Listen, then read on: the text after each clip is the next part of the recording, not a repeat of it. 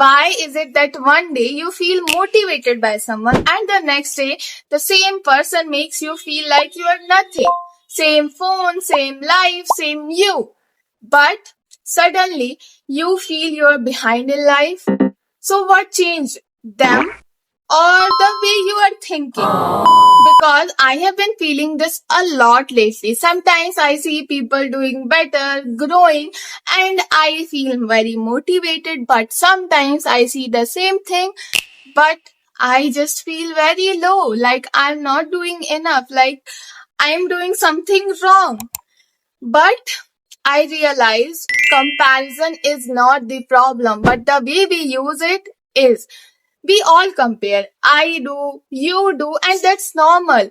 But no one really talks about why sometimes it pushes you and why sometimes it kills your confidence. Like with my YouTube channel, I see people growing, getting views, and I have been consistent for months. And yes, sometimes it hits. It hits me too. And then you start questioning yourself, am I doing wrong? Am I doing right? Then I understood something simple. There are two types of comparison. One that helps you grow and the one that makes you insecure. If I compare things I can improve, like my communication, my skills, my consistency, it pushes me.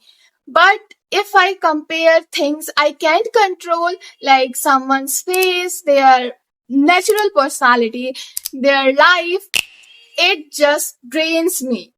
And there's a one more thing I understood. Sometimes you need a little ego, not the toxic kind, but the kind that says, I can do better than this version of me, and you can do too.